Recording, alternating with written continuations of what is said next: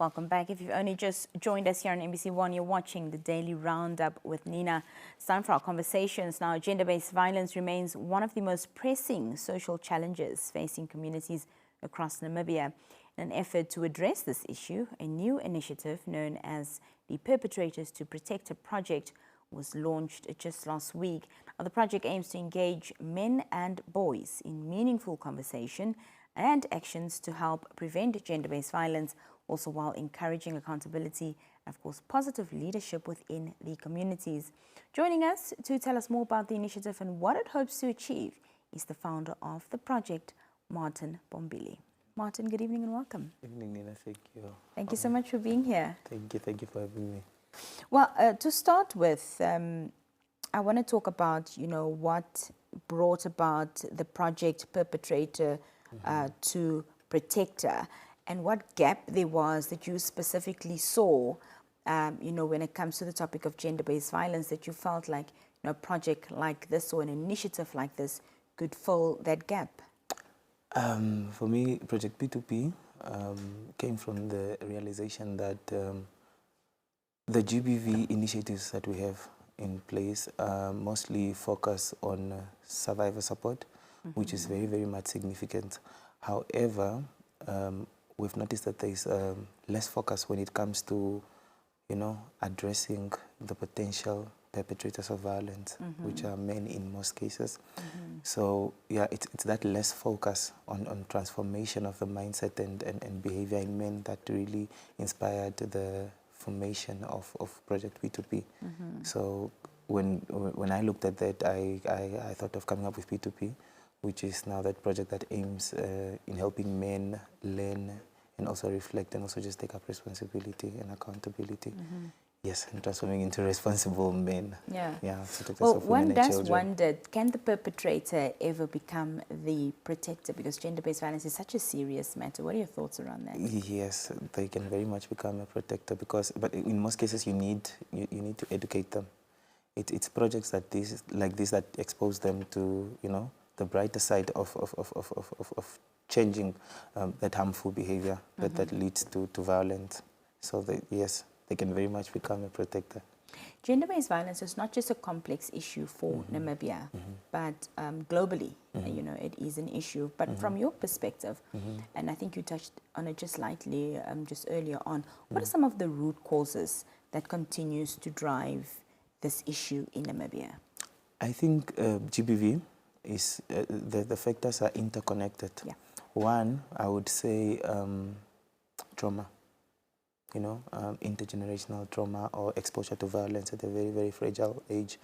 In our communities, most kids actually learn how a slap looks like or sounds before learning their own name. You are exposed to violence in the house, in the community, and also just what we have normalized to call right and normal when it comes to, traditions and culture, how things are.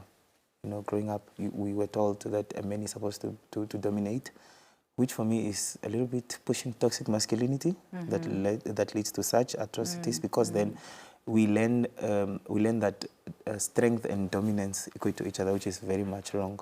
So for me, I would say is that early exposure to violence, and also just the daily norms, things that we have normalized.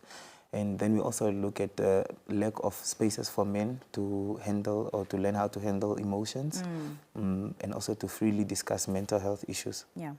Very important, that last point. Yes. You're specifically driving this initiative towards young boys and men. What is it that you'd like for them to take away from this campaign, this initiative, this project? What the most important thing I would love men and boys to do is, first, I need them to learn to reflect.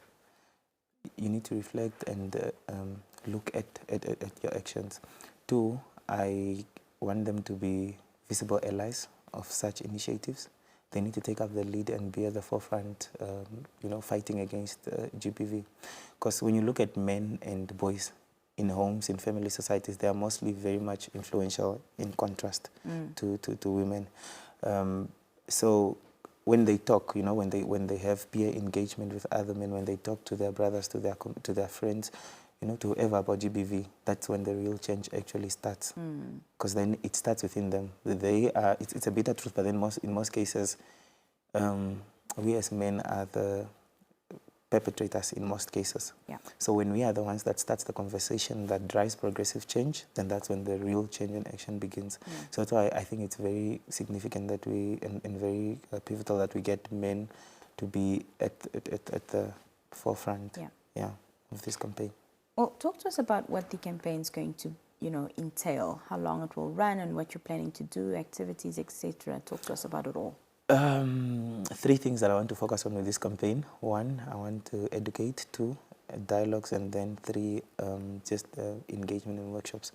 Number 1, like I've said, with now education is a very broad sector or part of this campaign. Yeah.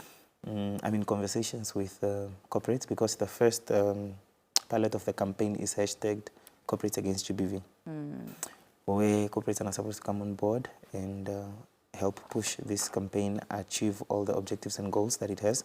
Now, part of the goals when it comes to that education sector is we want to go out there to schools, especially in regions that are positioned at the top when it comes to GBV based on the status quo.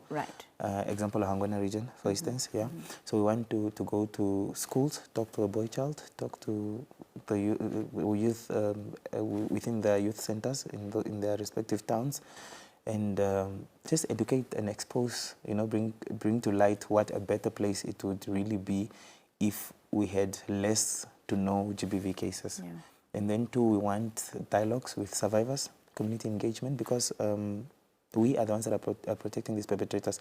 These people are in our houses, they are in our communities, we work with them, but then we often choose to protect them. We have a mindset of, no, when we see people fighting, we say, no, that's how they are. It's a normal thing to them until it's beyond now control. You see red lights leaving the house, and then that's when you know you should have spoken. So we want to normalize reporting.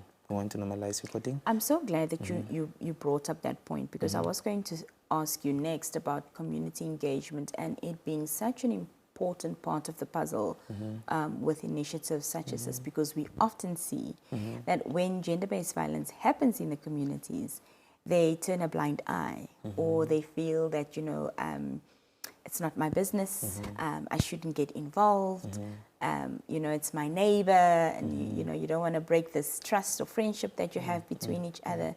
So I want to talk more about the community involvement aspect, and you touched on the importance of having to report incidences of gender-based violence to the correct authorities. Yes, on that issue of reporting, like you have said, people would always go with the narrative of it's none of my business and that's just how they are. But I like saying GBV is only a topic to the ones that do not experience it, but to majority it's a reality, and it's a bitter one at that. And also you'd only really feel the pain and the pain in the sound, you know, of a survivor when it's in close proximity. When it's close to you, then that's when it's going to, the echo is going to resound. You know, so we want to encourage the culture of reporting. We need to report. We need to report the perpetrators. We need to report, because I always say, a person that can slap you, if a man can beat you once, and you let it slide, you're opening a door. You know, you're opening a door, and you're opening it's a culture, it's a circle, it's going to repeat itself. So we need to normalize reporting, and also we need to shift them from the mindset of it's none of our business, because then when we fight together, we can only fight together actually if we decide to make this a collective responsibility as a community. And not only a woman's issue. Well, just lastly, Martin, before I let you go, for the viewers watching this evening who might want to support this initiative, or get involved in some way or participate in the activities, are they able to do so? I just left the t-shirt, the sample of a t-shirt at home, because right now we have got t-shirts that we are selling to both the public and the corporates to help raise funds now to carry out all these objectives and goals that we have for the campaign. So whoever wants to support can search for our page on all the social media digital platforms. That's Project P2P. And then with the corporates, we'll start engaging the corporate entities from next week, where they're able to purchase T-shirts for their workers to show that they really are in, you know, solidarity and are also united into fighting this global crisis. So yes, that's it. That's why our first hashtag, like I said, it's corporate against GBV. Because it doesn't make sense when you have now a slogan that talks to many, but then your potential clients could be part of the status quo. Yeah, 100%. Yes. Well, keep up the great work and all the best with the initiative and the project. And thank you so much for being here this evening. Thank you so much, Nina. Well, that was Martin Pombili, the founder of Project P2P, Perpetrator to Protector, a campaign centered around bringing awareness to gender-based violence. We'll be right back.